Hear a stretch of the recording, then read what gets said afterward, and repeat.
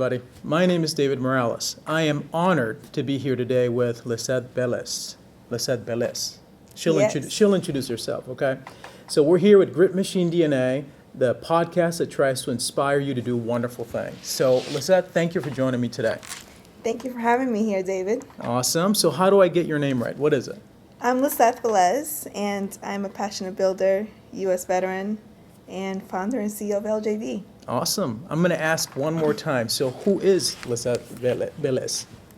So in order for me to really explain who I am, I'll share a story with you. I came to this country when I was 7 years old. I came here from Colombia, and it's like yesterday when I was coming out of Newark, New Jersey, December 13, 1997 to be exact, and you can't even imagine the feeling I had coming from Medellin, Colombia, which is the eternal spring of, the world, and being in this cold, kind of smelly place. Sorry, not to offend any Newark, New Jersey people, but it was definitely the first kind of time that made me who I was, because it's when I had like real conscious of who I was as a child. And so I would say, who am I? I'm a woman who's had a lot of different experiences, and that was probably one of the first ones that really shaped, who I am today, and what, gave me some of that strength and that self-reliance that I have today. When you got to the United States, you got to New Jersey, et cetera, who did you come with? Why did you come? And what was happening? Yeah, I came with my mother and my brother. I have 4 brothers, and I came with the youngest of the 3 oldest. And my father was already here with actually 2 of my other brothers. So we were reuniting ourselves. We had been separated for probably like 3 years before that. And really, we just came here for like better future, to just meet that American dream and, have a better life. Like, it's just that simple. And yeah. So you guys came to Lowell, Massachusetts, which is a great city, big place, and this was 1997? 1997, yes. Wow, that's incredible. So what happens after that? Lowell Public Schools, I'm assuming? Yep. Okay, what happens after high school? After high school, the one thing that I always knew I wanted to do, which is join the military. Wow. Wait. Time out. Let's pause it. What? Why? I always wanted to join the military. I actually sent a letter to a recruiter at like 12 years old. I said, can I join? And they're like, nope, you're too young. I always knew I wanted to join. I love this country so much. Like, I was just infatuated, and it was one of those things that for me just really meant like opportunity, and I just was eager. I was excited to be here, and I think that's kind of what kept me going. There are 2 things happening there. There's her intensity and tenacity, right? She pursued something. And then the second was interest in serving. Oh, yeah. Where did that come from?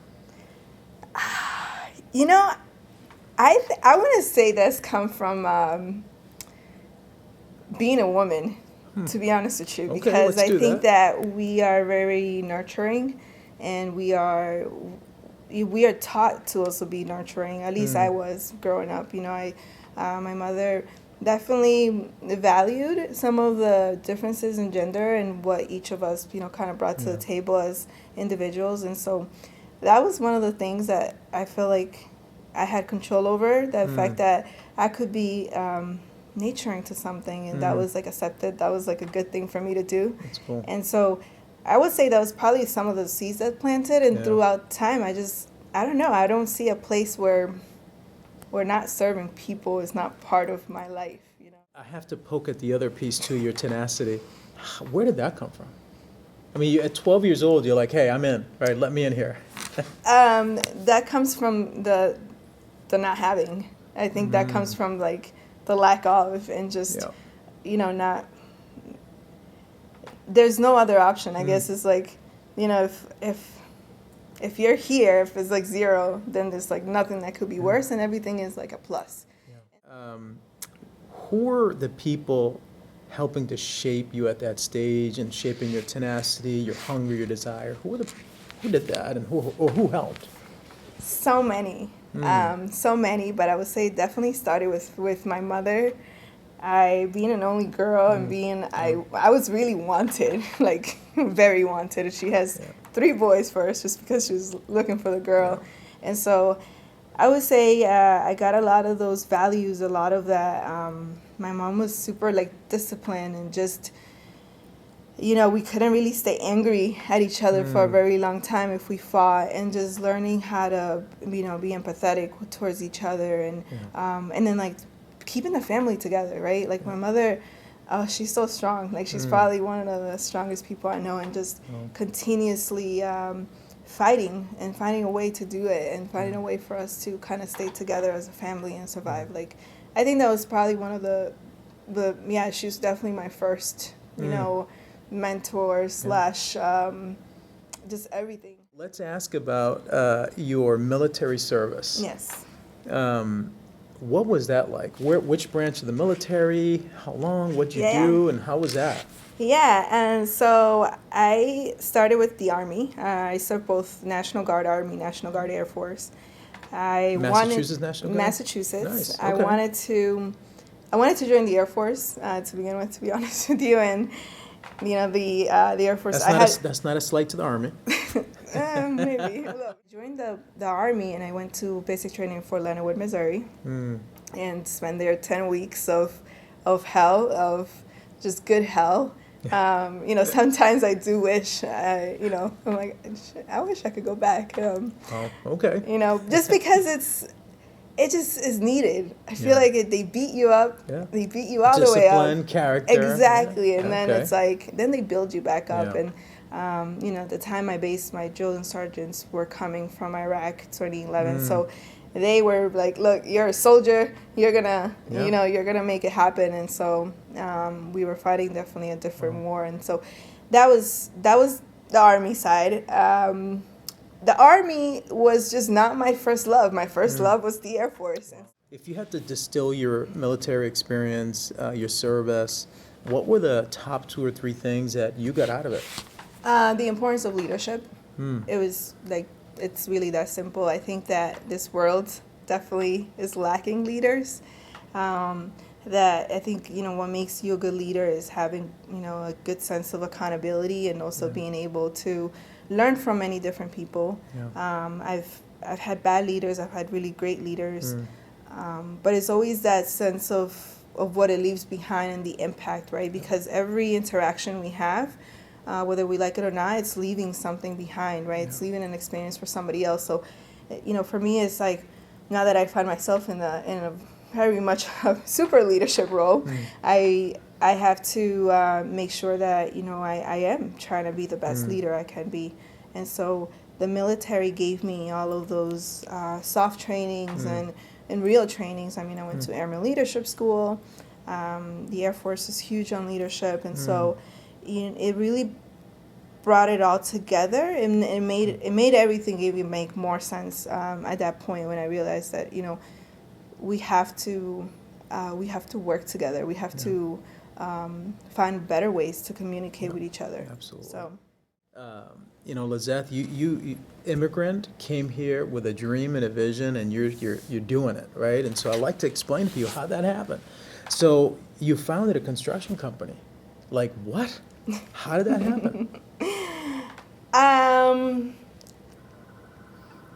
It was really the civil engineering squadron that planted that seed.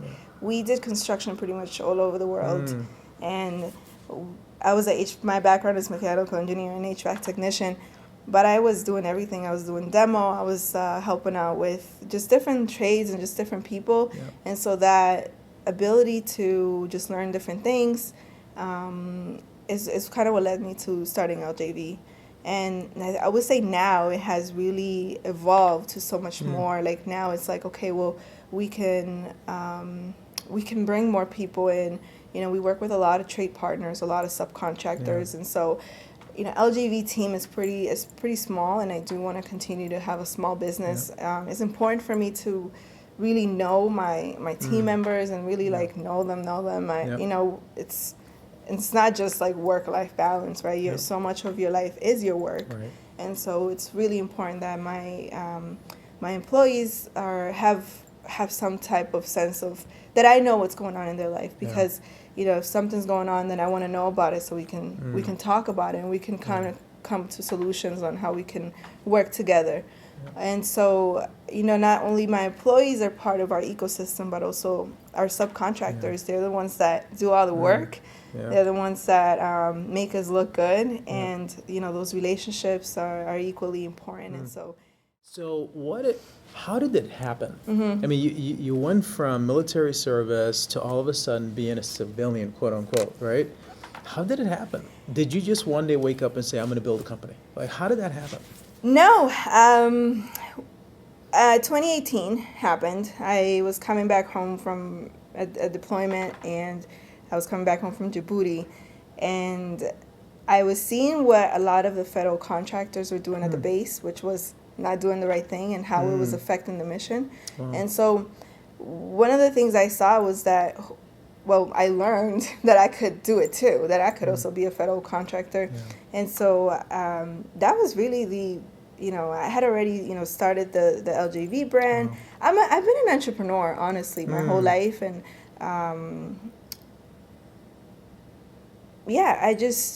it just happened. It's not like it just happened, but I'm going to push back a little bit.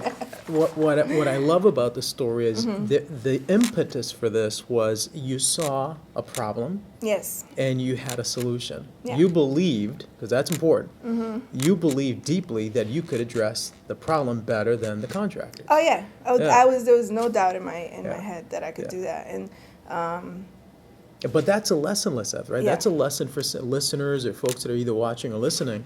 You want something, go after it. I mean, she had the expertise and experience to say, wait, I can do that better. And I have the skill set and the contacts and the tenacity to do it. And she did it, right? I mean, that's a lesson right there. Like, it's a whole book right there. That's awesome. What is the most rewarding part of what you do today? Seeing the growth, seeing the, like hitting those milestones, right? We're very process oriented at LJV, and so we have all these goals.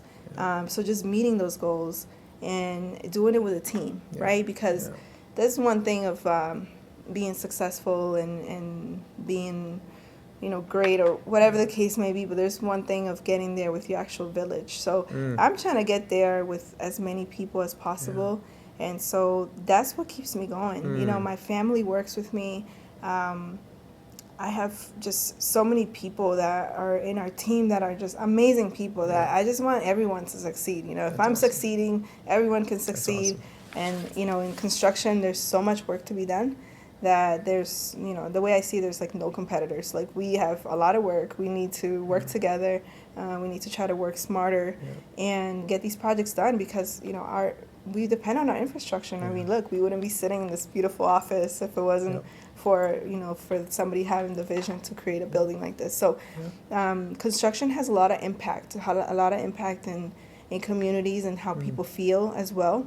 And so when I was going through who LJV was going to be, it was really important for us to have some philanthropic impact in some shape or form. Like, it needed to have purpose. Like, one of our values is purpose. Okay, I like that. No, that's good. That's important. Yeah, and so the why. Right? Yeah, What's of the course. Why? Yeah, and so it's like when I go to like the projects and I see these buildings that have no real HVAC or they don't have an elevator that works, like that really affects that family's day to day. And so I hope that everyone has like a type of equal environment that they can really flourish. And so that's why we say just working better and living is better. It's like simple. It's not so people can live exaggerated. It's not so people can live in ugly places. And so people can just like live better. And so I'm fortunate enough now, I've lived in many different places, as you can imagine, and I'm fortunate enough now to live in a place that helps me be the best I can be. And so I'm really nourished that, and that's what keeps me going, and it keeps me fighting for us to continue to be successful. That's awesome. So I'm going to pivot into a different realm here. I met you at a non-for-profit organization named Cristo Rey High School in Boston, an organization that you and I are both passionate about. And one of the things that I've learned about you is you're very passionate about both serving but also giving. Yeah. You're an entrepreneur, business owner, founder, veteran. How do you balance time? How do you manage your time? Out of all that you do, how do you manage time? I have more hours in the day. I wish I did. No, I prioritize. I prioritize what I have to do. Not everything is an emergency. I try not to let my business dictate who I am. You know, LJV is, you know, its own, the way I see it, like breathing organism, and it has a team of amazing people that make it so I can be here with you today. Not having, I don't even think my phone has rung since I've been here. You know, it's like incredible, and you know, it's all those things. Yeah. So That's awesome. So you important lesson there: prioritize your time, and time is a valuable asset. that it's the one, you know, non-renewable resource that we have. What's the role of faith in your life? I am a Catholic. I'm a believer. I have a lot of faith. I believe in the universe. I'm a very spiritual person. I believe that, you know, love is really the key to a lot of different things. And so I respect anyone, right? Of course, like whatever it is that you want to believe in. But I do believe that you have to believe in something if you really want to make it in this world, because this world has a lot of ups and downs. Yes, and it so does. Every day. Yep, and so how do you, if you don't have anything to hold on to, I think that's a really scary place to be. And so I'm a proud Catholic. I try to go to church almost every Sunday. I've been bad, can't lie. But, you know, I try my best, and I see our communities. I go to church in Everett, Massachusetts, and, you know, I see how we are coming together, and we're all kind of praying for the same thing, which is like a better life and better futures. You mentioned the American dream. Yeah. I want to hear from your perspective. What is that? I believe it's just being able to accomplish anything that you can accomplish. There you go. And so I talk about being a woman because I think there's still, to this day, a lot of women that can't even vote, you know, in certain places of the world. So that to me is like what America stands for, that freedom, that opportunity. You know, I know there's a lot of, you know, different things that maybe we don't have here, but when I compare it to Medellin, when I compare it to Djibouti, when I compare it to some of these places, it's like it could be a lot worse. Oh, yeah. It could be a lot worse. And so for me, the American dream is just having that freedom, really is. And especially as a veteran, I don't take that for granted, because, you know, I'm so grateful just to be able to walk outside and feel like I don't have to take off my watch, or I don't have to worry about, you know, if I'm in the phone. And those are things that are really real in certain places. And so that to me is the American dream. I'm already living it. And so when people ask me, like, you know, what is, you know, how you do it? I'm like, living the American dream. And shoot, I am a federal contractor that, you know, gets paid like by the United States government, you know, to do some of these contracts. And so just being part of the mission, being able to serve. Now, this is a question that I ask everybody, Liseth, as I go to end and wrap up. You're sitting here. You've had an incredible career so far. Founder, entrepreneur, veteran, awesome stuff. Resilient. You use the term, one of the terms I use, self-agency. You called it personal responsibility. I think Self-reliance. Self-reliance. Yes. So all about that, right? But sitting here, what advice would you give to 12-year-old Liseth? I would say, wow, 12-year-old Liseth. 12 is a hard year, you know, especially for a young woman. I just be kinder to yourself. You know, what I realized throughout life is that I'm like this mapper investigator. And so I just, I would have told her, like, continue to be that, continue to be that investigator, and continue to map things and make sense of things and put things together. So that's what I would tell her. What advice would you give to kids today? It's a hard time, but that doesn't mean you don't have to be self-reliant. You don't have to have that accountability, and know that ultimately it's the decisions that you make that will, make everything else happen. So I would just say, get out there, smell the fresh air, and, your choices, do have impact. So just make them wisely. I love that. Choices have consequences. Oh, yeah. Make good choices. Yeah. Love that advice. Yeah. Last question.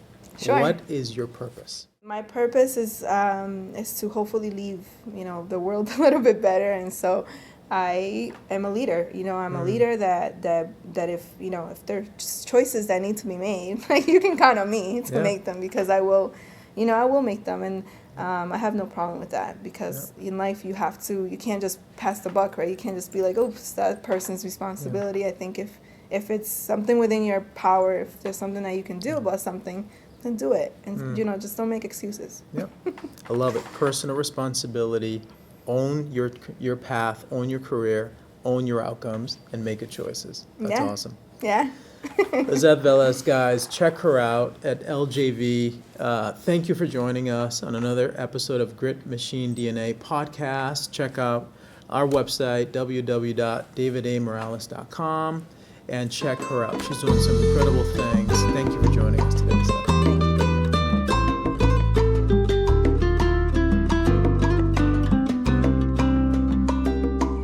Si vives día a día en un abismo de dolor y buscas solución a tus problemas, busca del Señor y sigue su camino, y pronto nacerá la paz en tu corazón. Y con la paz del Señor yo he vencido mi temor, y yo vivo victorioso por su amor. Y con la paz del Señor yo he vencido mi temor, y yo vivo victorioso por su amor. Si vives día a día en un abismo de dolor y buscas solución a tus problemas, busca del Señor y sigue su camino.